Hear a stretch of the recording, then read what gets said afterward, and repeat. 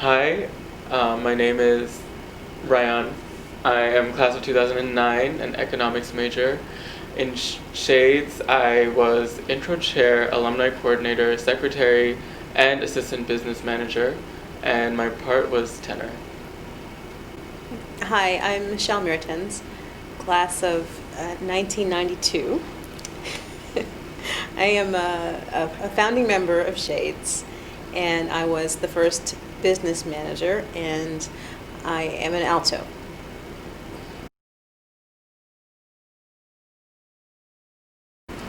My cultural background is from the Caribbean. My parents were both, or they're still alive, are both from Guyana. Um, and so first generation, born here, and so I would consider myself Afro-Caribbean. So the music that I listened to when I was growing up was I heard a lot of soca, a lot of reggae, and a lot of calypso in the house. My parents were always playing that music. And it's funny. My mom has a story that when I was an infant, my dad would still, have parties and invite people over, and I would be like, in the crib, and he'd have like the music blaring in the other room. So I kind of grew up with music around. Does that mean you can do a very good Caribbean accent, which is necessary for some, like, more than a paycheck? Yes, it usually comes out when I'm upset. And when I get around my family again. Okay. Yeah. So Michelle, do you have any advanced degrees? I have a JD and a Master in Public Administration, Financial Management concentration from NYU. Okay. And I was wondering if you had any advice for students like myself who are graduating and going out into the workforce? I would definitely say to take some time between graduating from Yale and going on to grad school, just to make sure that you have a sense of what you would like to do, because given the expense of higher education these days, I think going straight to law school or straight to an MBA or to get a PhD without having thought it through first might be costly in the end. So I just would say, take some time for yourself. Okay. And does music still have an impact in your life, a huge impact? It does, actually. I still sing when I can.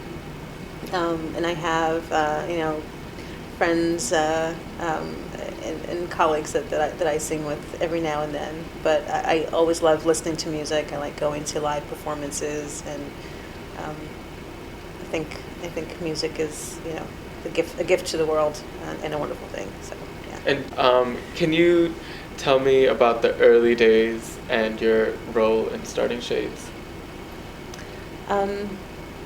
Let's see. Gosh, I can't believe it's been 20 years.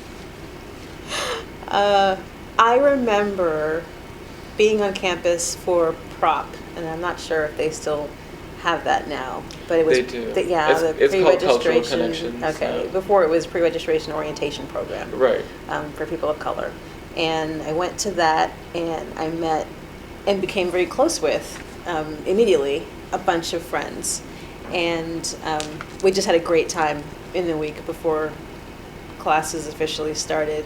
And then once classes started, there was, the huge concert in Woolsey Hall with the parade of singing groups. And I remember sitting up in the balcony, and TT was sitting next to me. Oh, wow. And I remember looking down at these groups, and it was interesting music, and the performances were very interesting. But I remember thinking, I don't see myself there. I don't see the music that I like to listen to there. And while it's all interesting and new, I don't really feel a strong connection to it. And the people that were sitting with us, and I remember TT was there, I remember Tanya Farmer was there, and a few others. We just said, you know what? And I remember the energy from just hearing the music, and going back to like the role of music. Music is energizing.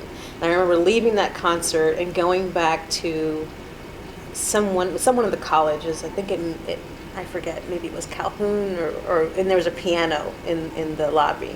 And I remember the 4 or 5 of us just started like singing in the lobby after that. And then we said, you know what? We can do this. Why don't we just do our own thing? Like, you know, a few months after that, we made the decision to become professional and join the singing group council, and that was another interesting turning point in our evolution, and something that I think we debated pretty intensely, because they were some among us who valued the singing just for singing for ourselves, who didn't feel the need to have large audiences or become part of this infrastructure, and then there were some of us who wanted to be a part of that and to leave an imprint on the institution. Like, we're part of this institution. Let's make sure that we're represented. So we had that debate, and we made the decision to go professional and to officially join the singing group council. But it wasn't easy. Really difficult. I think in the process, in hindsight, I don't regret the decision. I think it was a good decision. But I think we definitely could have handled it with a little more sensitivity, because I think the process, as I recall, was we held auditions, and we basically made everyone go through these auditions, because we were looking for a certain type of voice tone, a certain quality, a certain musical ability, and everyone didn't meet the criteria that we set for the group. And so I remember some members left in protest, and some members were politely told that may not be a good idea to continue, and it was difficult. There were lots of hurt feelings, and it's kind of 20 years too late, but on the record, I on behalf of the group at that time, and I would apologize to those members, because I know that they were hurt feelings. So definitely could have handled it better. But that was a huge watershed event. But it did pave the way for everything else that came later, because once we joined the council and we became official members, the following spring we did our first official rush, and the rest is history. So, if you could go back in time, do you know how you would have tackled that situation differently?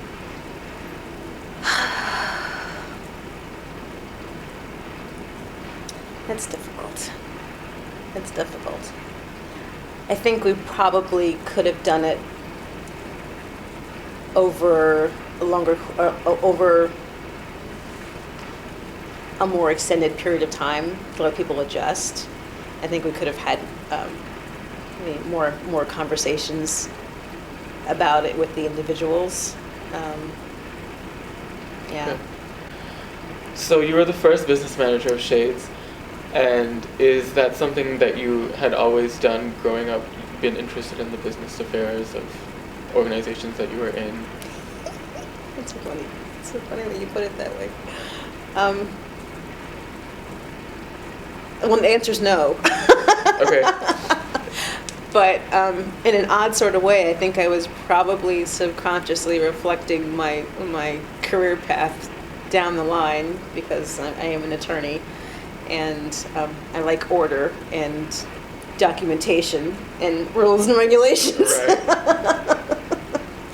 So I think that part of me probably just naturally came out, because when we made the decision to join, I remember saying, well, we need to have a constitution. We need to have some kind of rule of law to govern how we behave, what's the criteria for membership, and all of that. And I drafted the first constitution and the bylaws, and the mission statement came later, but I handled all of that initial documentation. And when we started doing marketing, I took care of that as well. I remember drawing creating the logo for Shades on the floor of my dorm room one day. Wow. And it's the same, curly lettering. But what I noticed, when I originally created it, it was a rainbow pattern, because it was shades, the different spectrum of color for Shades. So, and as you have made one change to it. Right. And do you have any comments about what the business culture of Shades was like? It was like a closely held corporation.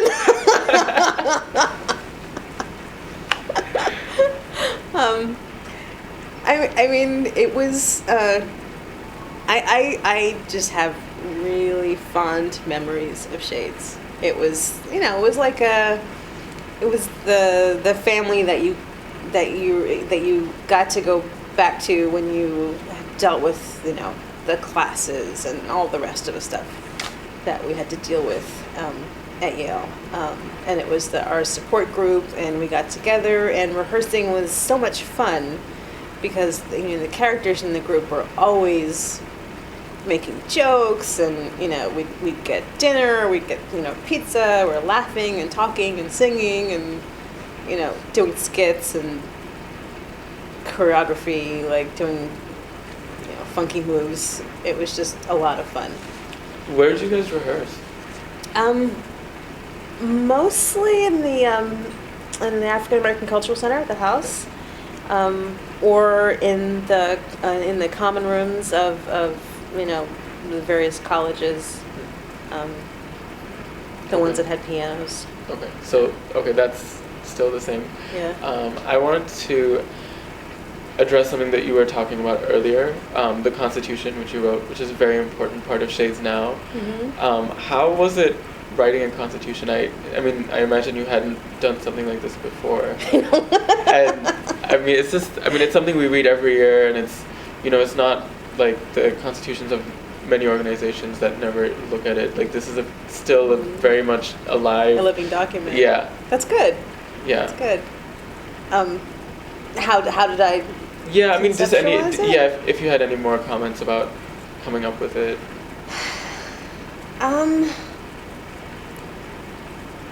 I just knew that it was something that had to describe the group and describe the various positions in the group, and to be something that that would be referred back to. I mean, I'm actually it's pretty gratifying to hear you say that you still look at it, because most constitutions, they wind up in the corner somewhere gathering dust.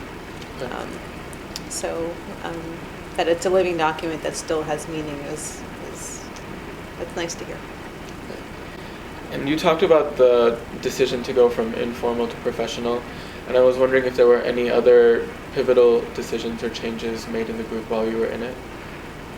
I think that the once we decided to hold auditions, and we started getting auditions from a very diverse population of people, because Shades was obviously you had all the singing groups, and Shade was different because not only because of the music, but because of the movement. and I don't know if that's still the case, but most of the other groups at the time were they sang Yeah. in the horseshoe, and they were stationary. Yeah. And we added choreography to songs. We added vignettes and skits to the music, and so it was very novel and interesting. And I think we caught everyone's attention. And so when we had our first rush, we were actually, I think we were kind of shocked at how many people came out to audition for the group. And so that presented us with the problem of, okay, well, what criteria are we going to use to let people in? And aside from obviously musical talent, there's the composition, the diversity, the ethnic composition of the group. And when we started, the music that we sang was the music that we knew, and so it naturally evolved that we were singing, R&B and gospel and some jazz, and it was music from the African and the Caribbean diaspora, basically. And it wasn't something that was written down. We just kind of did it because that was what came naturally. But then when you introduce the concept of people who may not share that same ethnic background and interest in music, then the question of, well, how do you preserve that in the group going forward? You can either limit who comes in, or you can, write down and document on paper, what the mission of the group is. And up until that point, I don't think we had a clear mission statement because we didn't really need one. But once we started getting, diverse people wanting to join, the group kind of engaged in this really robust conversation. I like your word choice. Yeah, about it. I remember talking, weeks, long nights, various viewpoints. But where we wound up was we're going to clearly document and write down why we're here, what we want to accomplish. And that was, to reflect the music of this particular ethnic group and this type of music. And, whoever wants to come, they're free to come as long as they agree to honor that. And we just went forth, and the group did become more diverse. I remember at one point, it may have been years down the line, looking around the group and just thinking, geez, we're just like a little UN here, because we got a little bit of everyone. But it's something that, in hindsight, I'm actually kind of proud about, because I think the movement from being all of one ethnicity to branching out, it also involved an evolution of thought and acceptance of the members. And the conversations we had, we learned from each other, and it was an interesting evolutionary time for us, and particularly now when we have our first African American president, and the conversation about race and race relations is at a state where it's at its most advanced in American history. I'm kind of proud that Shades got it right 20 years ago. That's right. And do you see any other major milestones that the group went through while you were there, or maybe after you left, that you knew about?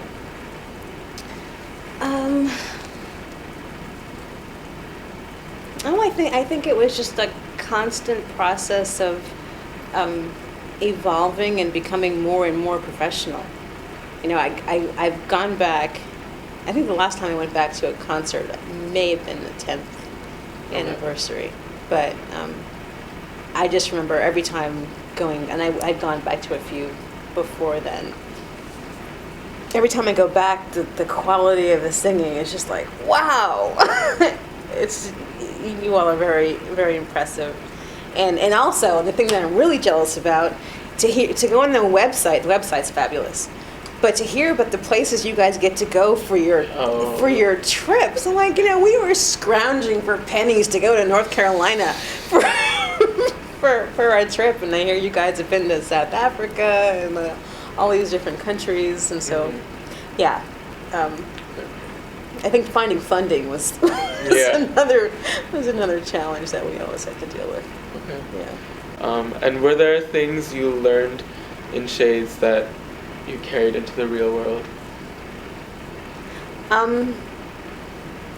Yeah, actually. I mean, the things that we've talked about, dealing with people from different ethnicities and being open to diversity and trying and to be accepting of that and to learn from other people and to be open-minded, and also to be the sense of activism as well. I mean, it's funny to look back at the little, this little microcosm that is Shades within the infrastructure of like Yale University. But being confronted with an institution that has tremendous history and seeing places where your needs are not being met, or places that can be that can benefit from improvement, and being confronted with the choice of, do I accept this, or do I step out and take a risk and make a change? That's just a very fundamental choice that you will face as you enter the workforce, as you are in institutions and corporations. You face it all the time. And as I said, we did take the activist stance, and I think it was the right one, but learning from it, learning how to do it, when you do it once and you're like, it's okay, it kind of worked, but you could have been done better. You do it again and again. That's a lesson that I learned, because when I'm in organizations, I always look for the process improvement, and I am not afraid to point those out and to mobilize people and to make change where change needs to happen. So I learned that from Shades. What were your favorite songs and performances of the group? I really like More Than a Paycheck, because I had a solo in that one. Okay. But that one also had the most, one of the most complex, it had the most complex choreography, because there was a lot of movement going on the stage when we did that song. And I remember working with the choreographer to do the different parts as they came in, and it was just a really cool song to do. And the song actually, a song has meaning as well. So. Did Kim Dixon choreograph it? Yeah. Okay. Yeah. It's still done, and it's the signature Shades song. Everyone in Yale, when they think of Shades, that's the song they think of. Really? Yeah. Oh, that's cool. Yeah. So that has lasted. I think probably one that stands out, and it's just reflective of the comfort that we had with each other when we were on stage, is that even when we're on stage, it's kind of almost like we're singing with each other, just to each other, and bringing in the humor with the skits. And there were some, we had some members who were really funny. They were they should have been comedians, incorporating the skits into the music, and the sense of spontaneity was key. And I remember there was one performance we gave, one of the early ones, where we were singing and we started the song on the wrong note, or it was in the wrong key, and we started singing it, and we went through a few bars, and it just was either became too high for the sopranos or the altos are struggling, and Tanya Farmer, who was the pitch at the time, she just stepped out and she said, stop singing, this is wrong. go back and do it over. And we were, and the audience was just stunned because that just doesn't happen in performances of singing groups. But it needed to happen because we were on the wrong pitch. But that just kind of like very early on, set the stage for like unexpected things to happen in the performance, and that was pretty funny. Okay, and are there any Shades catchphrases that were popular? Not that I can remember specifically. I know that the chatter between the voice parts was always there. I actually just listened to I think it was the 10th anniversary album when we did Sweet Joelle, and Sweet Joelle was one of the songs that TT I think wrote for the group. And the first couple of lines, I think there's your solo, and maybe the altos come in, but there's a point where the basses come in by themselves, and all the altos and sopranos, like, they lean over and they look at the basses, and they're like, it's the basses, come on, guys. Oh, even on the recording? Yeah, it's on the recording too, but that's how we did it. Okay. So, the kind of like, intra voice part rivalry was kind of always there in a fun kind of way. Right. Yeah, but I can't remember any specific. Singing was, kind of got me through Yale. Okay. Yeah. Okay. And if you had to pick the most important thing that you took away from Shades, what would you pick? Oh, that's hard. The most important thing.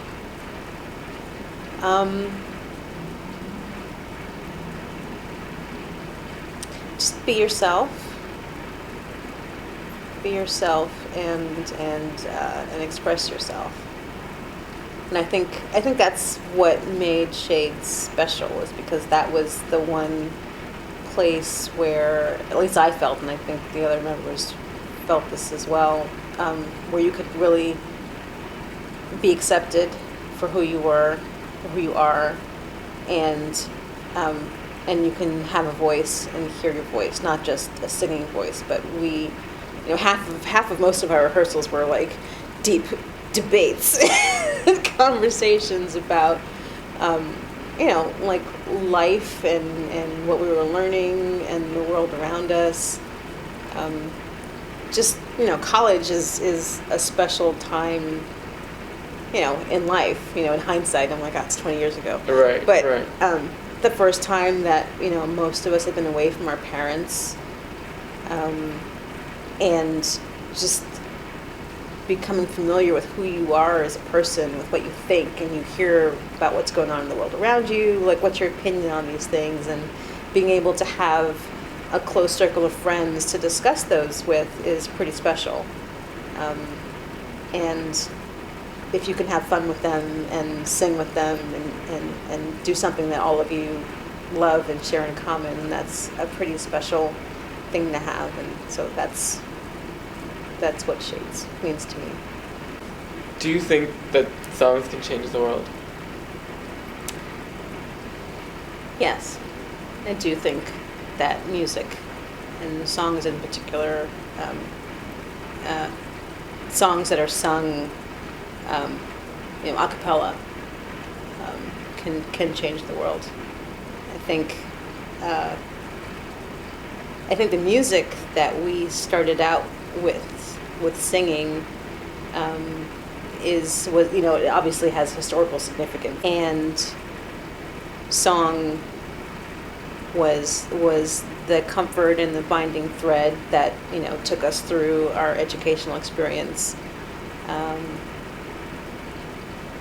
We Shall Overcome is one of the major songs that we sang. That's a song that got a whole country through a difficult period. So definitely, I think music is impactful and can change how people feel about issues and things and people, and it's very important. If you were to dream a future for Shades, the institution, and its family of alums, what would that future look like? The future for Shades, and it's actually, already fulfilled a lot of what we were only hoping of when we started. The fact that it's still here 20 years later is tremendously gratifying, and I think I would want that to continue in perpetuity. I think Shades as a role model for other students and young people. The fact that music binds them together, and this is a diverse group of people who are centered on with one goal and purpose, reaching out to the community, and sharing that song with people. The fact that we were at the time, and you are now, at an elite university, and doing well, shows other people that it's possible and that they can dream and be successful. I think that's an important message to carry on, and so I'd like to see that continue for the group.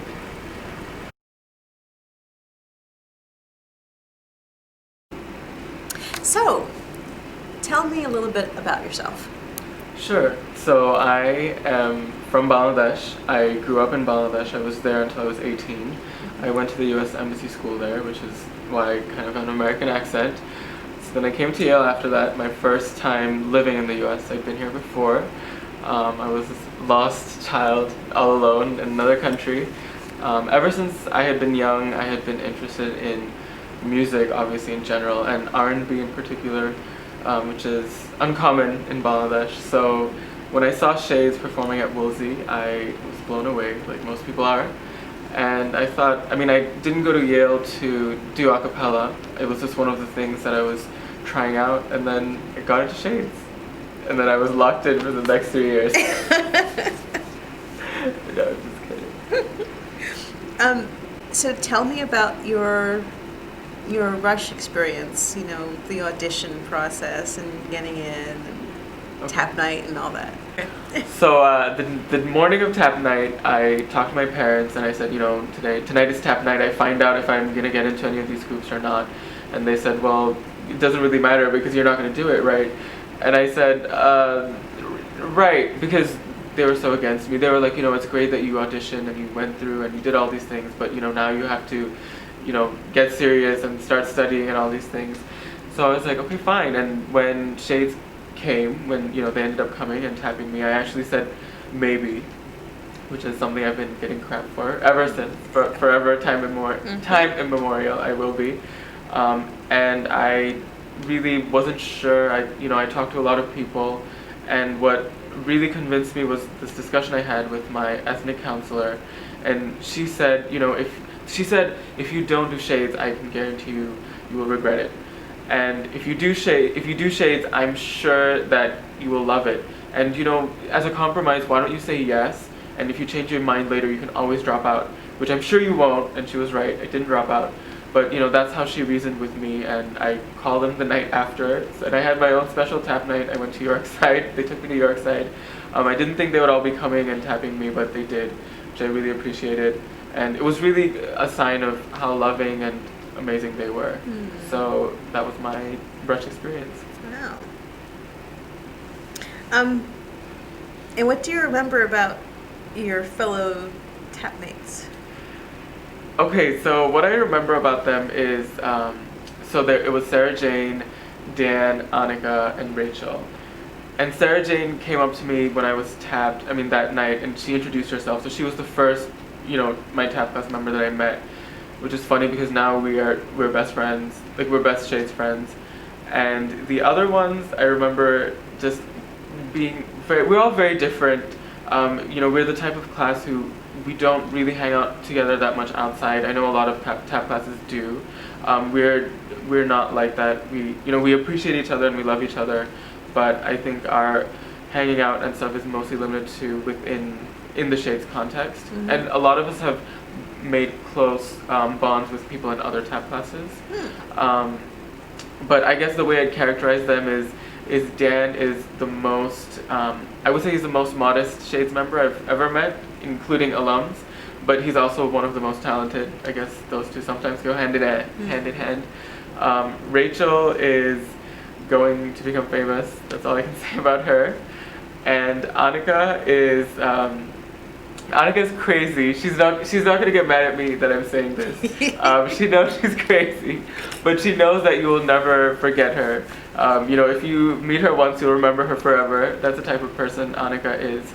And I think that's everyone. I mean, I guess so. Sarah Jane, who I left out, is just extremely. She's just very classy. That's the word that comes to mind when I think of Sarah Jane. She, without speaking, if she enters the room, everyone's eyes will be on her and everyone's attention will be on her. And she's just a very mature person. So you said you were which voice part? Tenor 1. Sometimes people make fun of me I should be alto 2. So I definitely have a very high tenor. Mm-hmm. And what's that like? So I love being tenor because it's like you get all the attention kind of. That's what has been my experience, especially for men. R&B solos are usually high. Higher solos are always more attention grabbing. So as a high tenor, it's been great for me. I've been handed these solos by default almost. I'm the only one who can reach these notes in some years, not in all years. And so that's been great. Also, the tenor part is a lot of fun. I played bass clarinet in high school, and one of the things I hated about that was it's kind of like you're the foundation, you're the rock, but you don't get any attention. And I like getting attention. I'm just gonna admit that right off the bat. And being a tenor, let me have that attention. So it was great. And what other roles in the groups do you have? Okay, so my sophomore year, I was secretary and alumni coordinator. And my junior year, I was alumni coordinator again, assistant business manager, and intro chair. So I would say my most loved role, I guess, would be alumni coordinator. I've had fun corresponding with the alums. I'm always obsessed with people who are older than me. I have 4 older brothers. That might be why, younger siblings. And so I had fun getting to know the alums, if not in person, through email, and kind of trying to meet with them to get the whole ball rolling about starting an alumni board. So I would definitely say alumni coordinator. Okay. So what are the current issues that the group is facing today? So the current issues the group is facing today, it's funny you asked me that question because it seems like very similar to the groups it was facing 20 years ago. I think the main issue is commitment. It's a bigger commitment than most people expect when they join. When I joined, I had no idea it would be such a huge commitment. If I had known, I would not have rushed. So I'm so happy I didn't know. And the thing is, Shades is not some people love Shades from the get-go, but for other people, it's like an arranged marriage, is what I like to say, because the love grows. And the thing is, if you don't have that love in the beginning, it's difficult to put in that commitment. Most juniors and seniors I know, they all say, if I was a freshman now, I would be so involved. I would clearly be so involved. And these are the people who were being problematic freshman year. Who were saying, why are you expecting me to give up my weekends for these rehearsals? I'm not the one who wants to do this. So commitment would definitely be one thing. Another thing I would say is just how much the discussion between being a professional organization about making money and being one that is mission driven and that is about promoting the Shades message and giving voice to the voiceless, which is in our constitution. So we always struggle with those two things because ideally we would obviously just be the activist organization all the time, but there are practical considerations. We need to make money, and as a result of that, I guess that there's always tension between those two. Those are the two main obstacles I can think of. That's interesting. So the difference between best Shades friend and best friend, I think, is explained. It's kind of like when you okay, I guess I won't go into that explanation, but when you go through Shades with someone, you have all these experiences in common which no one else outside of Shades will understand, and because of that, the friendship is different. It's my friendship with Sarah Jane, who I say is my best Shades friend, is defined by Shades, and when we talk, I don't know when we talk 20 years from now what we'll be talking about, but nowadays it's we still talk so much about Shades, and so much of our interactions and our whole friendship grew within the context of Shades. That's why I say best Shades friend. I mean, they're not mutually exclusive. Your best Shades friend can also be your best friend. But I said best Shades friend because I personally, I have my friends outside of Shades and I have my friends within Shades. This is not to say they don't make sense or anything, but that's how I think about it, just because the experience is something that's so unique, and only if you've been through it will you understand it. So what are some of the Shades catchphrases that you all use today? Okay, so the Shades catchphrases, it's funny you asked me that question because on my way here I was thinking about that, and most of the things I thought of were from my freshman year. I can't really think of catchphrases from sophomore or junior year, I guess, because I internalized so much that I don't even think about it. But freshman year there was a lot of hyperbole, so a lot of that song just killed my soul, and that song is life, that song is truth, and I hate, and a lot of saying the opposite of what you mean.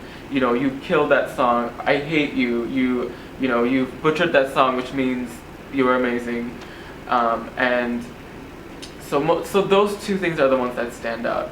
The hyperbole and saying the opposite of what you mean, and also a lot of how dare you, but when you did something good. So how dare you tear that song apart, which means you were fabulous. Yeah, that's very Cresswell-esque. And also, I just like to add, I think it's scary and amazing how quickly people pick up Shades language. It's like it's like watching babies. Like when I would watch the freshmen, in a month they would be only talking in Shade speak. There's a word, Shade speak. It's very distinct, and it's difficult because you have to get out of it when you're not in Shade's context. At an interview, you wouldn't be like, well, I wish he would try and mess with me or whatever. But it's difficult to snap out of it. But it's funny how quickly people just internalize. Yeah. Okay, so I don't know where it came from. I also don't know if it's been changed or not. So this is on camera, so if I screw up, I apologize. Soprano power, alto love, tenor tightness, and bass brotherhood. And I think we also don't say that much now, so I feel like it's run its course. I think I was getting the tail end of that. How much support do you get from the Singing Group Council and the administration? Okay, so how much support do we get from the Singing Group Council? That's a very interesting question, because when you mentioned that you used to have to submit your budget to them and you would get, this money, I haven't heard of that during my time, so I could be wrong, but I don't think we have been getting funding from the Singing Group Council. Most of our funding has either been from CD sales or performances or other types of grants and fellowship type things, maybe from residential colleges, and donations, of course. So not Singing Group Council. Interesting. So what's been your most memorable moments from the group, from singing with the group? Okay, so from singing with the group, my most memorable moment is when we went to Atlanta in 2008. That's the wrong year, I'm very sorry.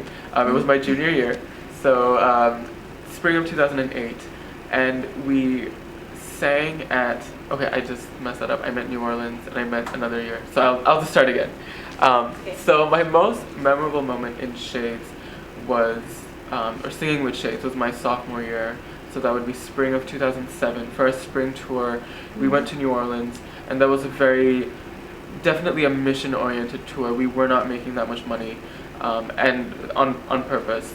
And we sang at this elementary school that was serving underprivileged children, and one of the teachers came up to us and she said, after Katrina, what people don't realize is that not only do we need money and infrastructure, but we also need healing for our soul. And she said that that's something that we brought, and I think that I don't think I've ever received a bigger compliment than that in the context of Shades and in my life in general. When someone can say that you've healed them in any way, I think your good deed is done for the month. You know what I'm saying? Yes. So yeah. Yeah. What's the most important thing that you have or take away from your Shades experience?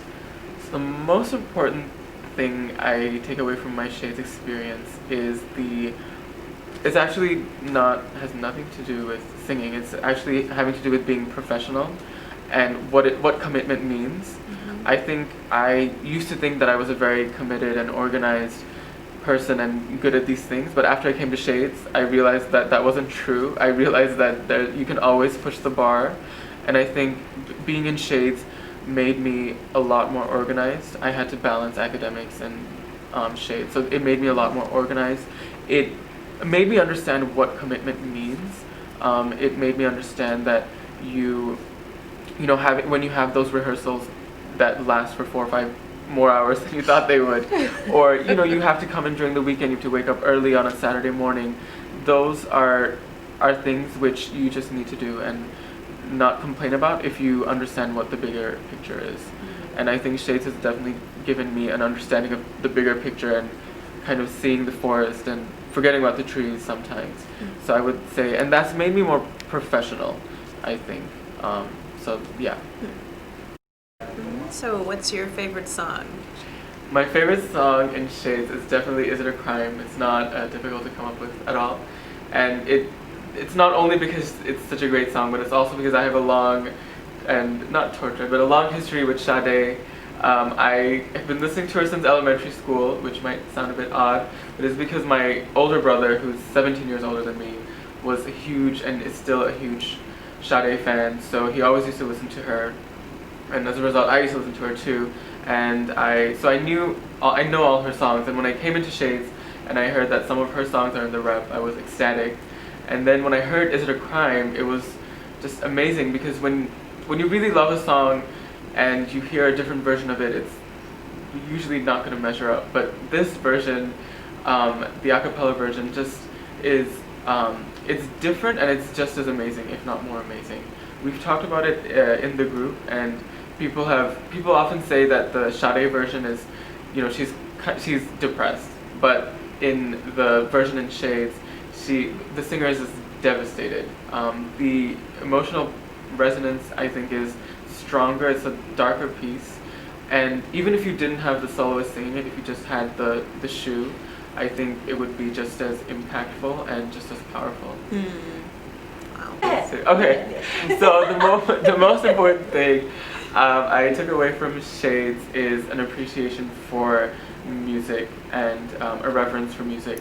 I grew up in a household where music is not necessarily revered, it's appreciated, but it's always a secondary. And I think in many households it's like that. But when I came into Shades, I realized that this is serious. For some people this is life. And it should be life for everyone, but it's something that is very important, and it's in many ways it's sacred.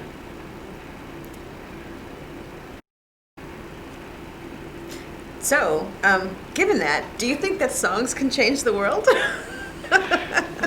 I have no doubt that songs can change the world.